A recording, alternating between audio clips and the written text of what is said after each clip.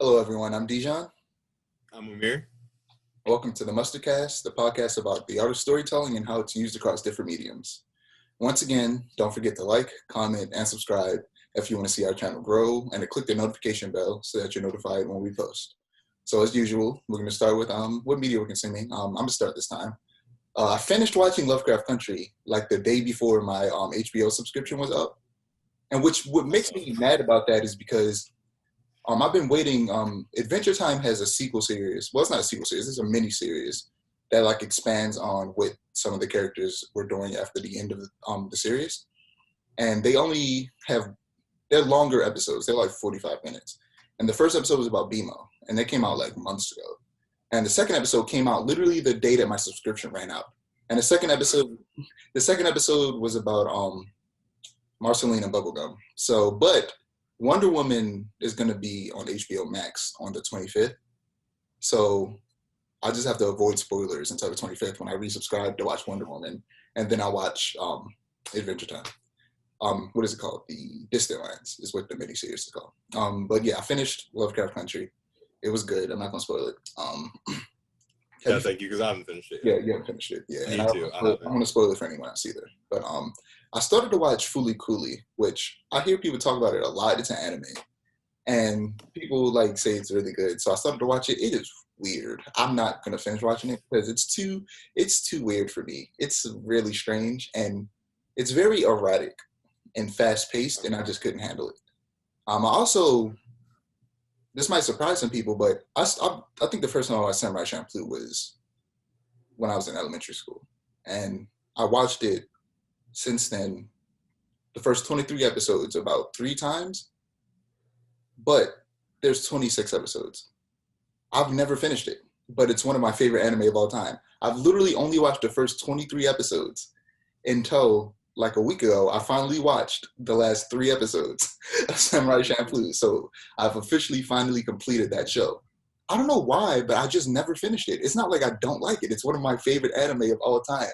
It's directed by the same dude who did Cowboy Bebop.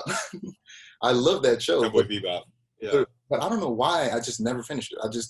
Originally it was because it was it was airing on TV, so I would miss a few episodes now and again. But then after that, I watched it on DVD. I had all of it. I had rented it from the library, but I still didn't finish it. And then I was watching it on Hulu, and then I still didn't finish it until last week. So yeah, I finally finished Samurai Champloo. But I'm going to start this by saying this is going to be the Star Wars episode of the Mustardcast. We are going to spoil everything we talk about. So if you haven't seen The Mandalorian and you care about spoilers, if you don't get spoiled about anything involving Star Wars, don't watch this episode at all, because we're going to spoil everything. We're talking movies, TV shows, games, comics, books. No, leave. Everything. We're spoiling it all. This is a great episode. And naturally, we're going to start off with what's our favorite. I haven't gone over what media I'm consuming yet. Oh, you're absolutely right. This is just so wild. It's insane. I'll straight skip. Like, it's just ow. All right, go ahead, bro. My bad. All right.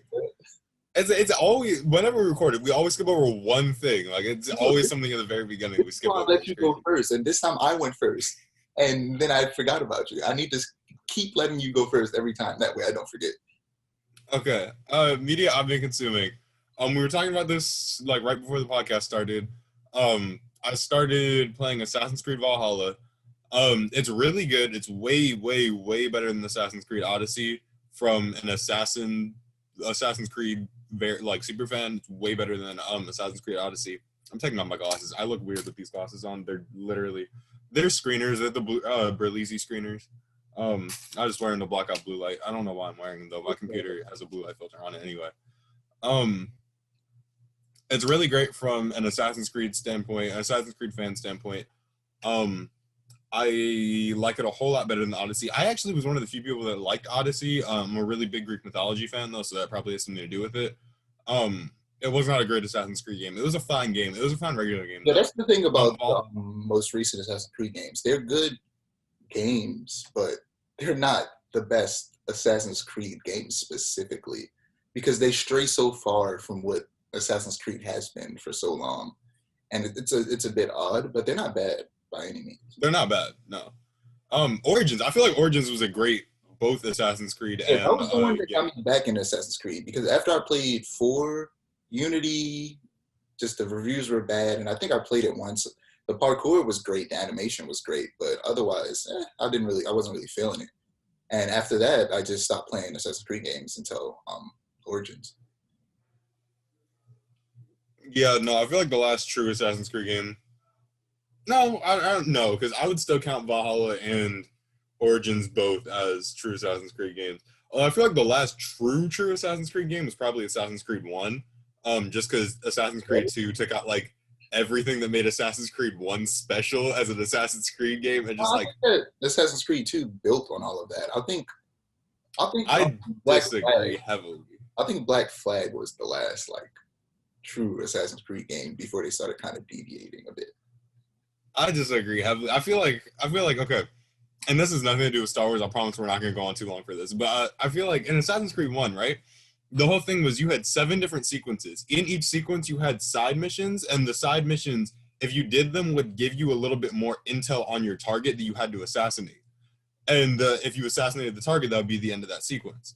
They straight took that entire mechanic out of Assassin's Creed by the time the second game hit the shelves. That mechanic was no longer there. I think that they need to just get rid of the animus altogether. Because ever since I don't even remember his name. What was the spoiler alert? What was the name of Nolan North's character that died? Desmond? Desmond? Yeah. Right. His Desmond after Desmond died, all the animus stuff was just boring. Because Desmond, I disagree. I feel like Assassin's Creed 4 did a good job with the animus stuff. You don't know who you played as. But I think Assassin's Creed 4 was no. The beginning of the downfall of the animus stuff. No. What was after 4? I don't count Rogue as its own game because Rogue was supposed to be a DLC for 4. So Yep. Unity, I feel like Unity was the downfall of that because in 4 was like fine enough because all you were doing, you were able to go through secret files. You unlocked the fact that Origins was happening. Like they'd been planning Origins way back then. There's hints that Desmond was actually still alive. You still see Sean and Rebecca. Speaking of Desmond still being alive, though, there's more hints towards that in Valhalla that Desmond is secretly still alive. I feel like at the end when there was a choice between Desmond, like letting himself die and surviving, I feel like the option that they gave for him surviving would have made for a more interesting story. Because it was the original end of the series. Well, it wasn't. Maybe it was. I don't know if it was supposed to be the end of the series or not. But the end of Assassin's Creed 3 was originally supposed to be that Desmond wound up getting like time travel powers or something, and he was able to go back in time to each of these like time periods that he had been before. But apparently Ubisoft felt that was too weird, and so the guy who was in charge was just like, "We'll kill him instead." the whole. Sorry, I'm not allowed to drop. I hope you can censor that. We're not allowed to I didn't hear what you said. I'll have to find out what you said when I rewatch it. But yeah, try to censor that. Yeah, the whole point of the whole thing is essentially about time travel in a sense, except that he's more like mentally going back in time, like kind of like how Wolverine did in not Apocalypse. That movie was horrible. What was it? Days of the Future Past. Days of the Future Past. Yeah. And so especially with the whole idea about the gods and all that, it would make sense that the natural evolution of the series would be him actually going back in time. Like that makes sense. That sounds so cool to me. That would actually make sense, especially when they started introducing these primordial beings. It would make sense that with the power of the animus that basically sends your mind back in time, and then these gods, you combine those two things, you have time travel. And it would have been cool for you to specifically play as Desmond.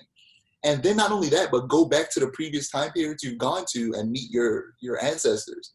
That would have been cool. And literally, if they went through like all the games, you go back, you go to the first game, the third game, the fourth game, the Ezio trilogy or whatever. Was it 3 games or was it he had 4? It was 3 games. Okay. It was 3 games. Yeah, Brotherhood, Revelations, and 2. Yeah, no, it was 3 games. I had to think about it for a second because there was a little PSP game, but that was Altair. But yeah. Was there anything else you were consuming? I'm watching Game of Thrones, which is actually really funny because Assassin's Creed Valhalla feels very much so like Game of Thrones. Like they're in a very similar time period, and so like all this stuff with like kings and like Jarls and like King's Hands and stuff like that. It just feels weird because it's just like I'm trying to remember what characters belong in Game of Thrones and what characters belong in Assassin's Creed because it's just like very similar. Um, I also beat Spider-Man Miles Morales. I 100%ed the first save file I'm doing. I'm going to platinum the game. I plan to platinum the game. I forgot to mention that myself. Go ahead. Okay, yeah. I'm going to platinum Miles Morales, which means I just get like all the trophies and stuff like that. And I'm gonna do that. I was talking to Sean about this a little bit off of the podcast before we started. I'm going through like a lot with college right now, so I haven't been able to do nearly as much as I want to. As soon as I'm done with like all of this college stuff, like for the semester of winter break, I'm just gonna like platinum the game. It's gonna be like the first thing I do because it's not a lot I have to do. I have like maybe 2 trophies left. I think I also have like 2 or 3 trophies left before I platinum the game. Because yeah, I not only did I went to platinum game, but I decided even though unless it's a hidden trophy, I don't think it's a trophy. But I went on my way to gold every single one of the challenges, and it was frustrating. It was so frustrating. yeah. The swinging challenges specifically were frustrating. The combat challenges were easy, but the swinging challenges, bro, I would sit there. The first one of them, I think it was the level 2 challenge. The level 1 challenge was kind of easy. The level 2 challenge, I'm trying to think. So the level 2, the level 1 challenge took a while as well, but the level 2, I think I sat there for like 45 minutes, got frustrated, and you know what happened? In the middle of my frustration, I said, do I really want to play Demon Souls? Because if this is me angry now, trying to beat this challenge, how angry would I get playing a game that's purposely meant to destroy you? I was So, gonna say because it's a game 45 minutes in, I'm tired. I'm like, I didn't even put the game on rest mode so I can come back to it. I straight shut it down and started watching TV. And then like 30 minutes later, I was like, all right, let me do this again. And then on like my second or third try, I beat it. And then I did the same thing with the very final traversal challenge. I sat there for like a good 45 minutes again, stopped, came back, probably sat there for another 30 minutes, and then finally beat it. It took time, but I did it. The stealth challenges and the combat challenges were easy, though. They were easy to get the gold in. And now I'm thinking about trying to get the gold in the first game. And first off, it feels really weird going back to play that first game. I haven't gone back to play it yet. I'm going to do it also over winter break because they added the Amazing Spider-Man suit. That's why I went back to play it because, bro, it is now my favorite suit in the game. My favorite suit was the Into the Spider-Verse suit, which I like in game specifically. I like Peter's Into the Spider-Verse suit more than Miles because I just like the bright colors of it. I like how bright and cartoony it looks. Whereas Miles, it looks good. It's not. I don't know. It's for me the brightness of Peter's really brings out the cartooniness that I like about it. And the Amazing Spider-Man suit, it was already my favorite live-action Spider-Man suit, the very first suit from the first movie. And seeing it in game, it looks so beautiful. I'm kind of upset I don't have a PS5 because it would look even better if I had the remastered version, which it's trash that like you can't upgrade to the remastered version if you already have Spider-Man on PS4. And yeah, I think that's a little dumb. If anything, it should at the very least cost like $10 to upgrade. Because I understand they put work into it and they changed a lot. Yeah. So it makes sense that they would want you to pay for it because they put work into it. So they should have said, okay, $15 for an upgrade pack. And maybe they'll do that in the future once they realize that it's stupid. But otherwise, it's ridiculous that you would have to. I mean, yeah, that you would have to buy the game again. At the very least, at least you can transfer your saves. Like you could start from where you left off and all the stuff that you have in your PS4 version on your PS5 remastered version.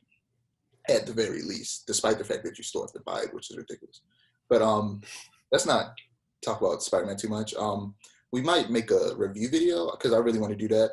You know, if you're too busy, I'll do it by myself because I really want to just make. No, I definitely want to. Yeah, I was gonna say I really just want to make a video dedicated to reviewing that game. I've already started taking tons of notes on it because I love it. But let's not get too far into that. I'm like Wednesday. We're try me like day after tomorrow. Try. Because we're like 15 minutes in, and